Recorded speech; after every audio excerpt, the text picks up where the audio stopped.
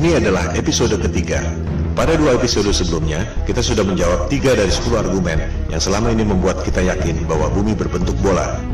Pada episode ini, kita akan membahas topik nomor 4 dan 5, yaitu soal teori bumi mengelilingi matahari dan gravitasi Newton yang merupakan landasan dari seluruh dogma sains modern.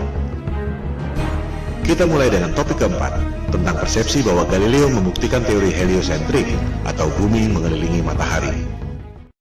Manusia sudah ribuan tahun mengamati alam semesta.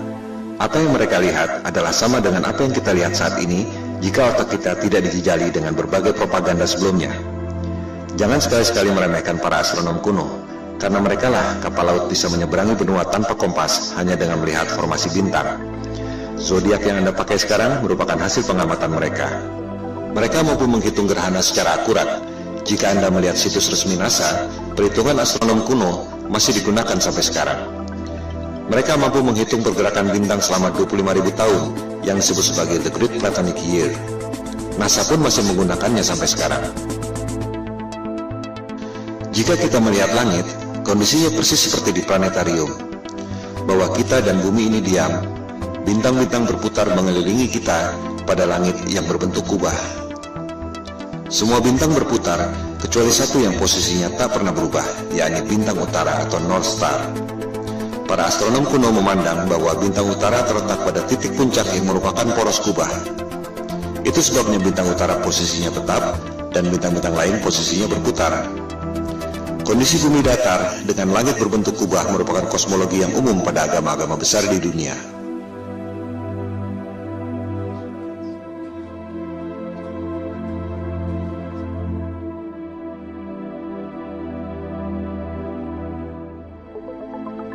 Yang tak banyak diketahui orang adalah peta standar dunia sebelum berdirinya NASA tahun 1958 adalah peta bumi datar. Silakan Anda buka situs Boston Public Library. Anda akan menemukan peta seperti ini. Judulnya, Peta Standar Dunia yang Baru. Ciri-ciri peta bumi datar ialah pusat lingkaran adalah kutub utara. Oleh sebab itulah jarum kompas selalu menunjuk arah utara, yaitu ke pusat lingkaran bumi. Posisinya persis di bawah bintang utara tempat semua bintang berputar, seperti yang telah dijelaskan tadi.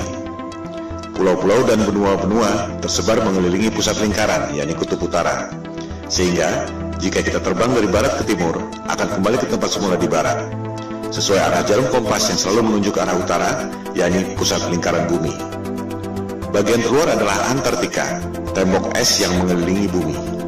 Jika peta itu di zoom, tulisannya adalah lingkaran Antartika. Tak ada kutub selatan pada peta bumi datar. Antartika bukan benua, melainkan tembok es yang mengelilingi bumi. Boston Public Library itu masih menyimpan arsip peta-peta bumi datar yang merupakan peta standar dunia sebelum NASA didirikan tahun 1958. Antartika bukan benua. Jika di zoom, tulisannya Impassable Ice atau tembok es yang tak dapat dilewati. Kita akan membahas soal tembok es Antartika ini pada episode berikutnya. Juga akan dibahas bagaimana USGS, United States of Geological Survey, lembaga paling kredibel di bidang geologi dan ilmu bumi, membuat peta bumi bola berdasarkan peta bumi datar. Anda bisa cek sendiri di situs USGS. Pembuatan peta bumi datar menjadi bumi bola disebut azimuthal equidistant dengan menggunakan rumus matematika yang dibuat oleh Al-Biruni, cendekiawan Muslim 1000 tahun lalu. USGS menerangkan bahwa peta bumi datar merupakan dasar yang akurat untuk membuat peta atlas nasional Amerika Serikat untuk mengukur jarak penerbangan dan menentukan arah antena. Bahkan, disebut pula bahwa peta bumi datar merupakan dasar pembuatan logo PBB tahun 1945. Inilah realitas peta dunia sebelum dibentuknya NASA tahun 1958. Silakan Anda perhatikan logo PBB. Kutub utara adanya di tengah lingkaran. Benua-benua mengelilingi pusat lingkaran. Tak ada kutub selatan alias Antartika di logo PBB. Yang ada ialah tembok es yang mengelilingi bumi datar. Anda pun bisa cek sendiri video resmi yang diterbitkan oleh Gedung Putih Amerika Serikat. Terlihat di situ ruang rahasia Presiden Kennedy yang menjabat sampai tahun 1963 menggunakan peta bumi datar di ruang kerja rahasianya. Kita akan membahas hal ini pada episode 4 setelah episode 3 ini. Kembali pada kosmologi bumi datar. Teori bumi pusat alam semesta ini disebut geosentrik, menjadi bagian dari sains sejak dipaparkan oleh ilmuwan Yunani kuno Ptolemy Ia menghitung dengan rumus matematika secara cermat tentang pergerakan benda-benda langit mengelilingi bumi. Perhitungan Ptolemei sangat akurat, sampai sekarang masih sering dibuatkan model komputernya. Hasil pergerakan planet-planet mengelilingi bumi menghasilkan pola yang disebut geometri suci atau sacred geometry, the golden ratio.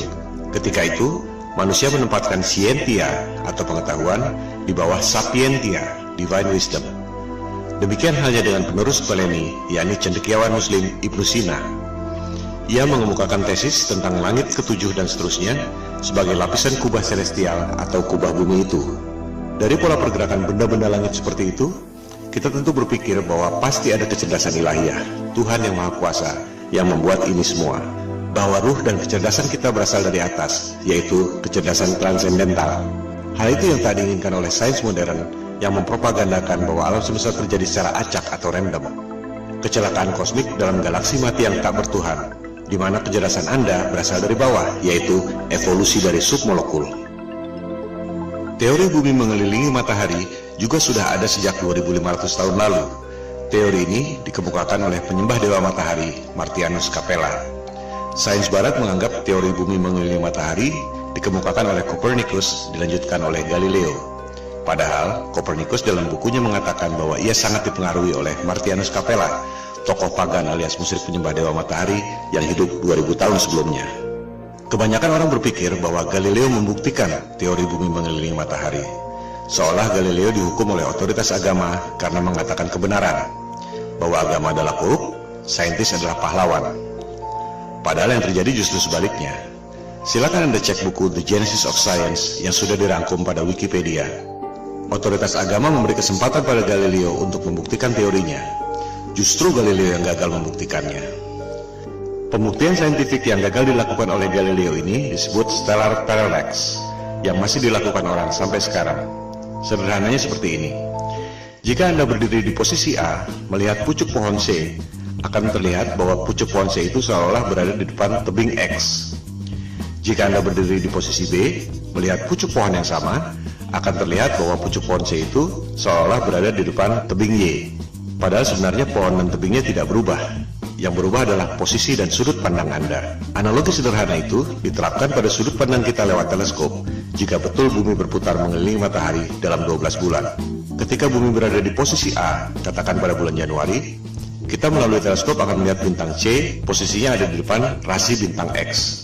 Setengah tahun kemudian, misalnya pada bulan Juli, kita melalui teleskop akan melihat bintang C, posisinya ada di depan rasi bintang Y. Sederhana bukan? Pengujian stellar parallax ini yang dilakukan oleh Galileo dengan menggunakan teleskop. Hasilnya gagal. Rasi bintang tidak berubah. Artinya, buminya diam, tidak berputar mengelilingi matahari. Hal ini yang tidak diajarkan di sekolah. Seolah-olah Galileo dihukum karena menyampaikan kebenaran. Padahal ia gagal membuktikan teorinya. Galileo marah dan menyerang Paus Urban VIII lewat buku Dialogue Concerning the Two Chief World Systems. Jadi, sebenarnya ia dihukum karena pemberontakan politik, bukan karena sains. Disinilah kebohongan sains modern dimulai. Teori bumi mengelilingi matahari diajarkan di sekolah-sekolah Eropa sejak abad ke-16, meski sebenarnya belum terbukti. Bahkan ketika itu belum ada teori gravitasi. Ini merupakan konsekuensi politik Eropa abad pencerahan yang ingin lepas dari otoritas agama. Percobaan stellar parallax ini terus dilakukan sampai berabad-abad kemudian. Terakhir dilakukan oleh NASA dan Harvard University. Silakan Anda cek, hasilnya ada di perpustakaan Harvard University. Seiring dengan kemajuan teleskop, dilaporkan bahwa terlihat posisi bintang memang berubah. Masalahnya, yang separuh bergerak ke kiri, yang separuh lagi bergerak ke kanan. Fenomena ini disebut negative parallax. Artinya apa? Artinya tak mungkin bumi mengelilingi matahari jika bintangnya bergerak berlawanan arah. Artinya, buminya diam, posisi bintang-bintangnya yang berubah. Separuh ke kiri, separuh ke kanan. Ini hanya mungkin terjadi jika kubah celestialnya, alias langitnya, ada berlapis, seperti yang dikemukakan oleh Ibnu Sina tadi. Kesimpulannya, persepsi bahwa Galileo membuktikan teori bumi mengelilingi matahari adalah salah besar. Pertama, Galileo gagal membuktikan teorinya, di mana rasi bintang atau stellar parallax tidak berubah. Kedua, sampai zaman modern pun, NASA dan Harvard University tak berhasil membuktikan stellar parallax. Yang ada justru negatif parallax, separuh rasi ke kiri, separuh rasi ke kanan. Dengan demikian, terbukti bahwa teori bumi mengelilingi matahari yang dikemukakan oleh Copernicus dan Galileo yang diajarkan di sekolah-sekolah seluruh dunia dan merupakan indoktrinasi ke otak kita semua adalah kebohongan sains modern.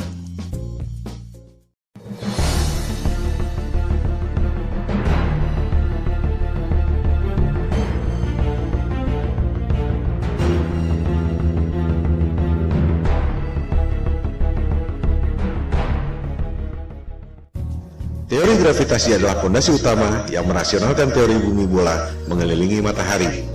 Kita tidak jatuh meski posisi kepala kita di bawah dan kaki kita di atas karena gravitasi. Kita tidak terlempar meski bumi berputar mengelilingi matahari karena ada gravitasi. Tapi, bisakah Anda menjawab mengapa air laut bisa nempel seperti kena power glue sementara balon gas bisa terbang? Bisakah Anda menjawab apa yang membuat matahari punya gravitasi sehingga mampu menarik planet-planet mengelilinginya? Kalau Anda bisa menjawab, silakan ajukan ke Komite Nobel. Sebab Einstein pun sudah berusaha menjawabnya dengan teori relativitas dan ia tak dapat hadiah Nobel untuk itu.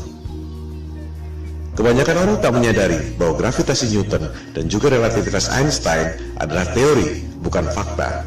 Mari kita buktikan. Newton mengemukakan teori gravitasi tahun 1678 untuk merasionalkan teori bumi mengelilingi matahari yang terakhir dikemukakan oleh Galileo tahun 1615. Ketika itu, orang baru tahu ada medan magnet bumi lewat buku yang ditulis oleh William Gilbert berjudul The Magnet. Yang dimaksud The Magnet di sini adalah medan magnet bumi yang membuat jarum kompas selalu menunjuk ke arah utara. Gilbert mengatakan bahwa bumi ini seperti medan magnet raksasa. Lewat legenda apel jatuh ke kepala Newton, ia berasumsi dan berteori bahwa benda jatuh karena gaya tarik bumi. Persis seperti medan magnet membuat jarum kompas menunjuk arah utara. Padahal, jika kita ganti jarum kompas dengan kayu, maka medan magnet bumi tak dapat menariknya. Dari situ, untuk mendukung teori bumi mengelilingi matahari, Newton berasumsi dan berteori bahwa planet-planet mengelilingi matahari karena gravitasi. Ia pun membuat rumus gravitasi yang terkenal itu. Rumusnya memang benar, menghitung massa dua buah benda, jarak, dan gayanya. Tapi itu tidak membuktikan bahwa bumi punya gaya tarik. Silakan Anda cek, Newton tak dapat membuktikan mengapa apel jatuh ke kepalanya secara vertikal, tapi bumi terkena gravitasi matahari, berputar keliling-keliling, tak ada habisnya. Sebuah fenomena bisa dijelaskan lewat penjelasan saintifik yang berbeda. Mari kita ambil beberapa contoh. 1. Fenomena elektron berputar mengelilingi inti atom. Apa penyebabnya? Newton akan menjawab gravitasi, persis seperti bumi mengelilingi matahari. Betul? Jelas salah. Niels Bohr, ilmuwan penemu kuantum leap dalam atom, mengatakan bahwa itu disebabkan oleh elektromagnetik, bukan gravitasi. Tak ada gravitasi pada atom. Rumus gravitasi Newton sama sekali tak bisa diterapkan untuk menghitung pergerakan atom. Di sini letak inti masalahnya. Ketika Newton hidup, ia tak tahu ada elektromagnetik.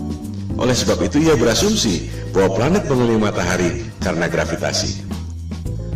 Contoh kedua, fenomena matahari dan bulan berjalan pada porosnya.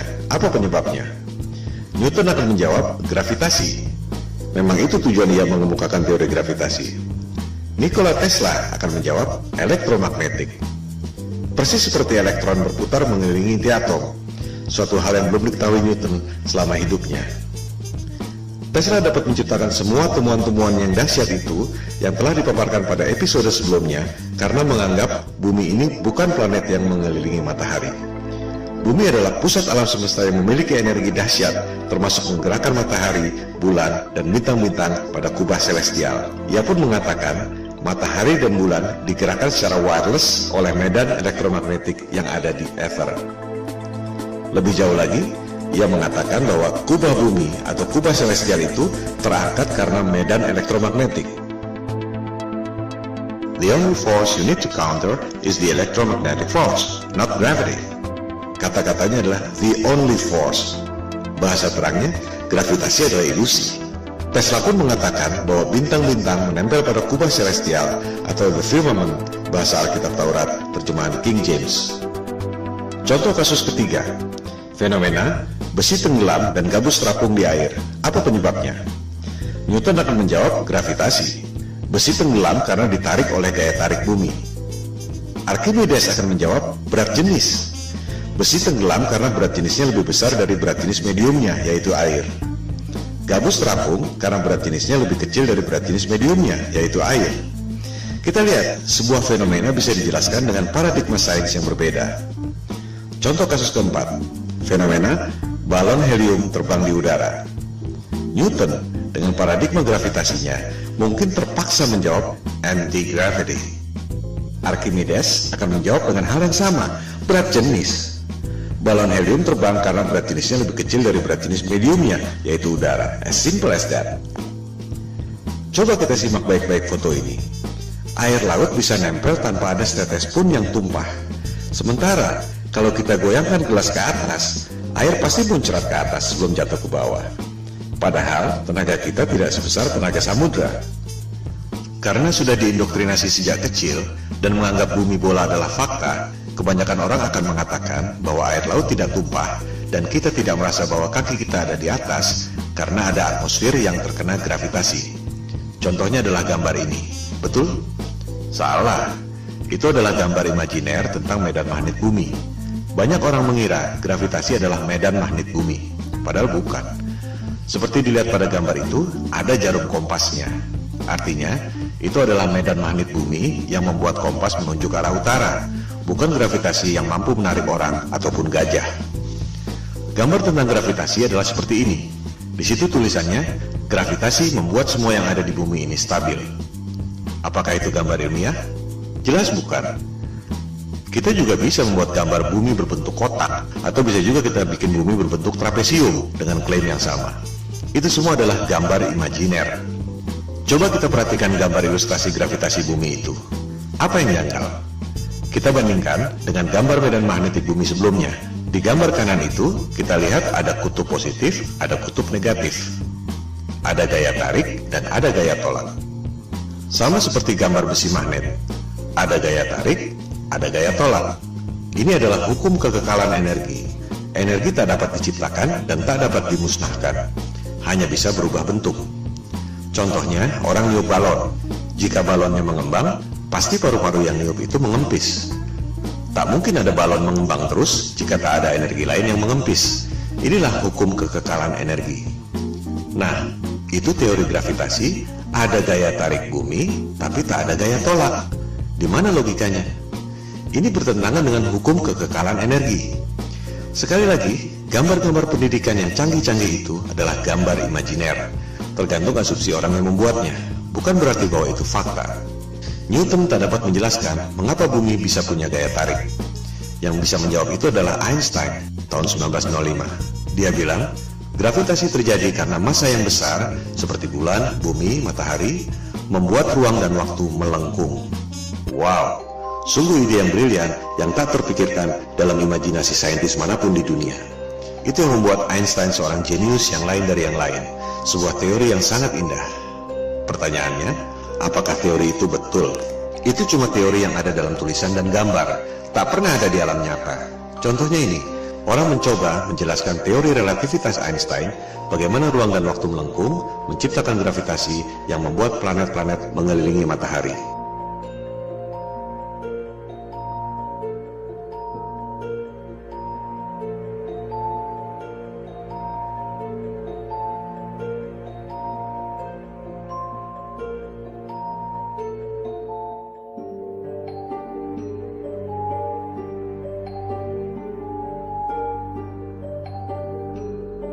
Kita lihat, tetap saja bola-bola yang kecil itu jatuh kan?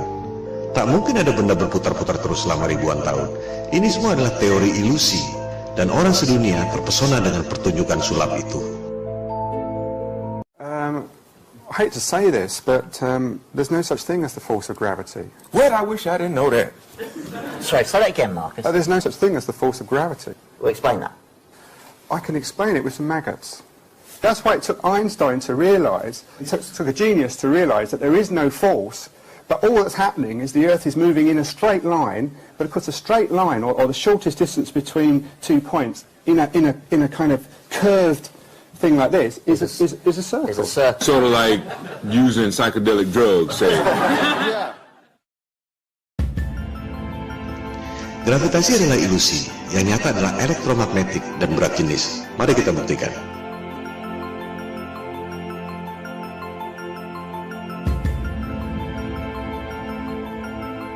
Jadi, betul kata Tesla.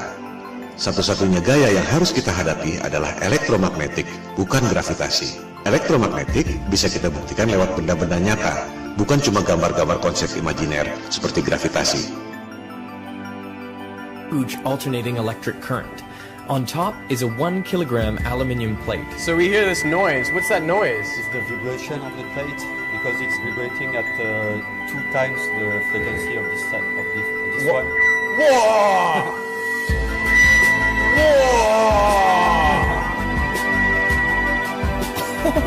How does it do that?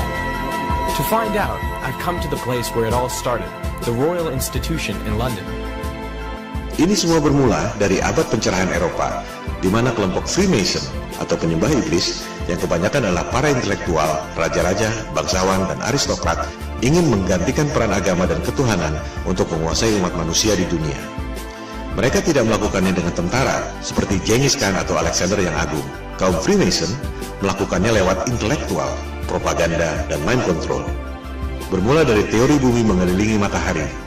Supaya kelihatan masuk akal, dibuatlah teori gravitasi. Padahal benda jatuh ke bumi karena berat jenis, dan benda bisa berputar-putar dalam orbit karena elektromagnetik. Untuk membuktikan bahwa gravitasi itu nyata, Einstein membuat teori relativitas. Ruang dan waktu melengkung dan membuat gravitasi. Padahal, kalau konsep itu dibuktikan lewat benda, terbukti bahwa benda-benda yang kecil-kecil itu pasti jatuh juga ke benda yang besar. Supaya kelihatan rasional, dibuatlah asumsi baru. Ada kekuatan maha dahsyat yang membuat benda itu berputar-putar, yaitu Big Bang. Apakah Big Bang itu fakta? Jelas bukan. Itu adalah teori. Bahkan di kalangan mereka sendiri pun, Einstein misalnya, tak percaya dengan Big Bang. Ia berpikir bahwa alam semesta ini steady state, tak ada awal, tak ada akhir. Big Bang dan gravitasi adalah Tuhan palsu sains modern. Semua pertanyaan yang tak terjawab dilemparkan pada dua hal itu. Media-media dan dunia pendidikan mempropagandakan teori Big Bang seolah fakta, lengkap dengan gambar-gambar canggih yang sebenarnya cuma imajiner. Berikut usia alam semesta 14 miliar tahun yang sebenarnya cuma perhitungan matematika berdasarkan asumsi. Oleh sebab itulah Tesla mengatakan, para saintis ini hanya menghitung matematika dari rumus ke rumus, dan akhirnya menciptakan struktur yang tak ada hubungannya dengan realitas. Model alam semesta berdasarkan asumsi matematika itu, jika asumsi dasarnya salah, maka semuanya runtuh. Gravitasi adalah ilusi, yang nyata ialah elektromagnetik dan berat jenis. Oleh sebab itulah, Goethe, intelektual terkenal dari Jerman, mengatakan bahwa gravitasi Newton itu adalah mistisisme sains. Newton menipu diri sendiri. Saya mengutuknya. Itu adalah kosmologi orang gila, kata Goethe. Dengan demikian, kita tutup argumen kelima yang membuat kita sebelumnya yakin bahwa bumi ini berbentuk bola. Gravitasi Newton adalah teori, ilusi, konsep imajiner berupa gambar-gambar yang tak pernah bisa dibuktikan lewat benda. Gravitasi dan juga Big Bang adalah Tuhan palsu yang merupakan fondasi utama kebohongan sains modern.